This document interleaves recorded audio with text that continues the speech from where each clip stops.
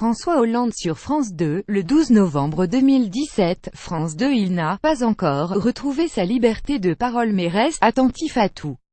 François Hollande était l'invité dimanche soir de Vivement Dimanche prochain sur France 2, où il a raconté ses souvenirs de la soirée des attentats du 13 novembre et s'est confié sur sa vie post-Élysée. Ai-je retrouvé ma liberté de mouvement? Pas vraiment, la sécurité pèse encore. La liberté de parole pas encore.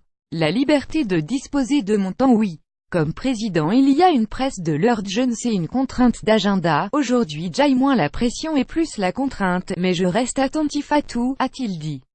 Au Stade de France, éviter une panique potentiellement dramatique. Auparavant, interrogé par Michel Drucker, l'ancien président a raconté comment, alors qu'il se trouvait dans les tribunes du Stade de France, il a entendu les détonations et tout fait pour éviter une panique potentiellement dramatique.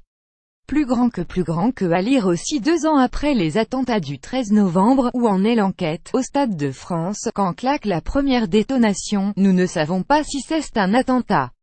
Il en faut une deuxième pour avoir la certitude qu'il s'agit d'une attaque terroriste. À la mi-temps, je me renseigne sur ce qui se passe à l'extérieur du stade et, déjà, sur les terrasses et au Bataclan. Il m'est dit que nous sommes sur une opération d'envergure. Toute mon attention est de ne pas créer de panique au stade et je donne la consigne de ne pas bouger, que personne ne laisse croire que nous avons un risque pour tout le public. Nous avons cet instant-là, en prenant cette décision de rester, sauver sûrement des vies, se souvient-il. BFM TV. Drucker sur entretien avec Hollande. Il y avait une émotion. On sent qu'il a été marqué par le Bataclan. pic.twitter.com WF63EWX dit Stéphane Polvan @Stefrociello November 12, 2017. L'attentat au Bataclan, c'est des images qui ne s'effaceront jamais.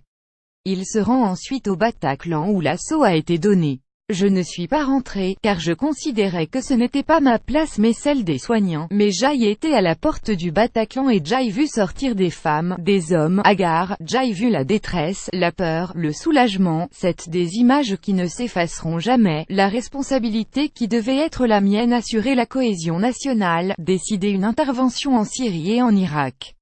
Il était interviewé avec Caroline Langlade, survivante du Bataclan, fondatrice de l'association d'aide aux victimes Life for Paris, qui vient de publier Sortie de secours chez Robert Laffont pour dénoncer les « blessures invisibles » des survivants.